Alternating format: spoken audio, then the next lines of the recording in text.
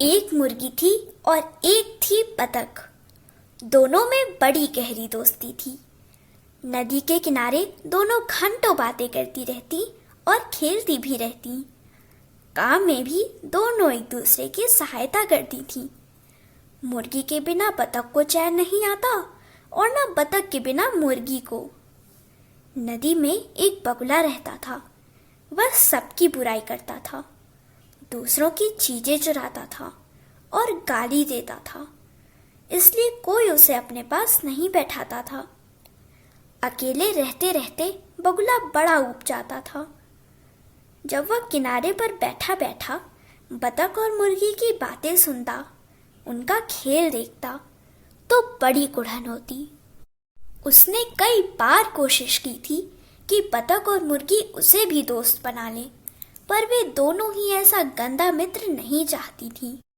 खाली दिमाग शैतान का घर होता है। जो काम में नहीं लगा रहता उसे शरारत ही सूझा करती है।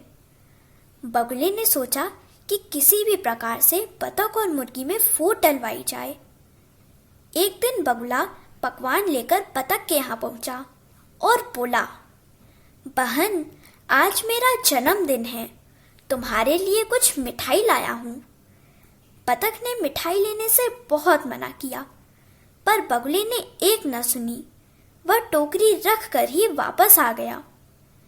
कुछ दिन बाद बगुला आमों की टोकरी लेकर मुर्गी के यहाँ पहुंचा। वह कहने लगा, दीदी, ये बड़े मीठे मीठे आम मेरे ही बगीचे में लगे हैं, लो तुम चख कर देखो। मुर्गी ने आम रखने से बड़ा मना किया, पर बगुला नहीं माना। कहने लगा कि मेरे यहाँ तो बहुत रखे हैं, यहाँ सड़कर खराब ही हो जाएंगे। बहुत आग्रह करने पर मुर्गी ने उन आमों को लौटाना भी उचित नहीं समझा।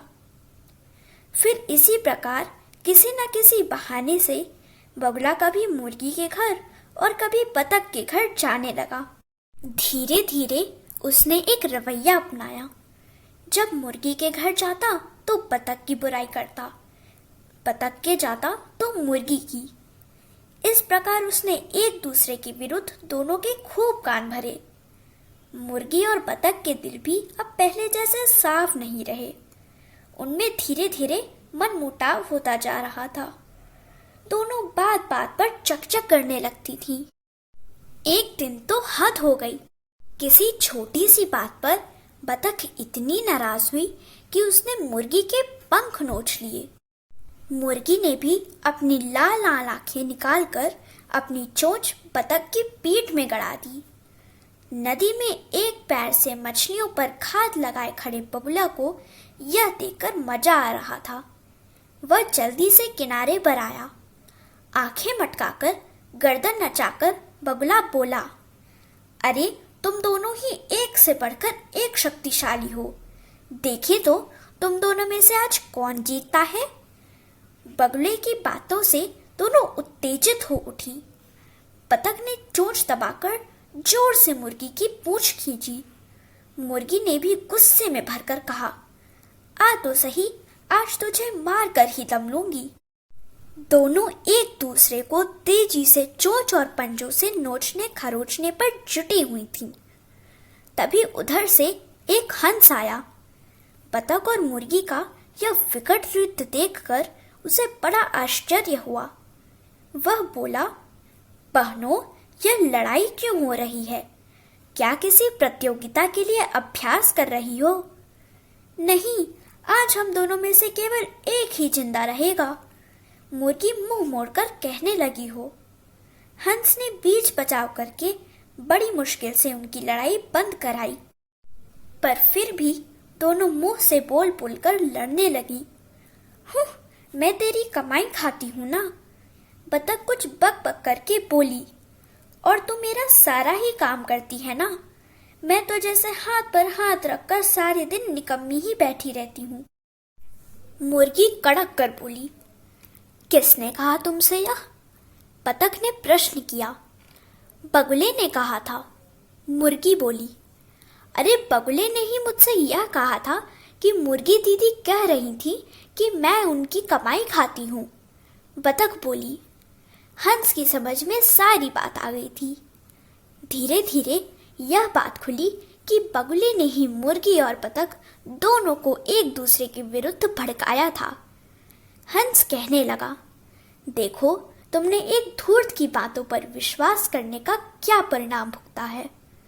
तुमने बिना सोचे समझे बगले की बातों पर विश्वास किया। अच्छा होता यदि दोनों आपस में ही बात को कह सुन लेती, तब ना तो एक दूसरे के प्रति अविश्वास होता, न यह लड़ाई झगड़े की नौबत आती। मुर्गी और बतख दोनों ही बड़ी लज्जित हुई। बतख को गले लगाते हुए मुर्गी बोली, बहन, यदि आज हंस दादा न आते तो न जाने क्या होता। हाँ, हम दोनों की मृत्यता पर खूब जग हंसाई होती। किसी की बातों पर बिना सोचे विचारे कभी विश्वास नहीं करना चाहिए। धूर्त व्यक्ति तो अपना मतलब साधने की ताक में सदा रहते हैं। बतख कहने लगी, चलो चले। बतख ने चलने को अपनी गर्दन उठाई। दोनों ने मिलकर नदी के किनारे हर जगह बगले को छान मारा, पर वह तो डरकर पहले ही भाग गया था। फिर कभी वापस लौट कर नहीं आया। अब तो मुर्गी और बतख पहले से भी ज्यादा पक्की सहेली